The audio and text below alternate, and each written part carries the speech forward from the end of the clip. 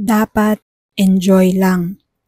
Ang sabi sa Ecclesiastes 8 verse 15, kaya para sa akin, ang tao'y dapat magpakasaya sa buhay. Walang pinakamabuti kundi kumain, uminom at magsaya. Ito ay magagawa niya habang siya'y nabubuhay at nagpapakapagod sa mundong ito. Buksan ang puso to happiness and happenings. Huwag masyadong rigid and uptight. Be open and sensitive to possibilities of happiness. Today may be a day of surprise for you. Dapat enjoy lang lagi sa mga ginagawa niyo sa buhay. Kapag may nagtatanong, ano po magandang trabaho? Yun po bang malaki ang kita? Well, maganda yung trabahong malaki ang kita.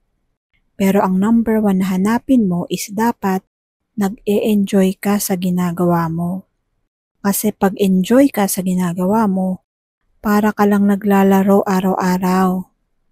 At pag enjoy ka sa ginagawa mo at binabayaran ka pa, double blessing. Kaya kung kayo ay nasukol at natrap sa isang trabaho o bukasyon na hindi kayo nag-e-enjoy at wala kayong magawa dahil wala kayong kapera-pera ngayon, magplano, mag-ipon-ipon, maghanda, but get out of that job or work that you do not enjoy. Sayang ang buhay na hindi nyo na-enjoy.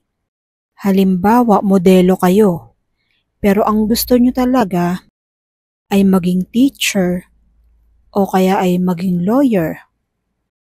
Halimbawa, kayo ay nagtatrabaho sa isang kumpanya, pero hindi talaga kayo nag-e-enjoy dahil gusto nyo maging teacher o kaya ay gusto nyo maging lawyer, pero dahil mahal yung tuition fee, hindi nyo magawa.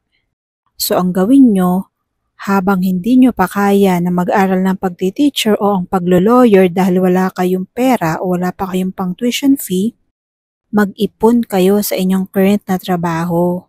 Para pag nakaipon na kayo ng sapat, pwede nyo nang pag-aralan yung gusto nyo talaga. Huwag kayong magtagal sa isang ginagawa na parusa pala sa inyong puso at isip. Maging si Solomon, tinatanggap niyang maraming problema ang buhay. Kaya ang sabi niya, to survive, umimbento kayo at lumasap ng ligaya whenever you can. Sapat na ang mga natikmang lungkot. Kung kaya nyo, turn them all into joyful moments.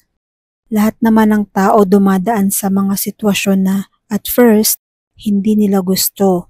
O kaya yung mga problema na pinagdadaanan natin na akala natin hindi na natin malalampasan. Pero by God's grace and by God's help, nakaya natin, nalampasan natin. Kaya huwag tayong mawala ng pag-asa. Huwag tayong sumuko. In God's perfect time, ibibigay ng Lord ang lahat ng ating kailangan, ang lahat ng blessings na deserve natin. God bless us all.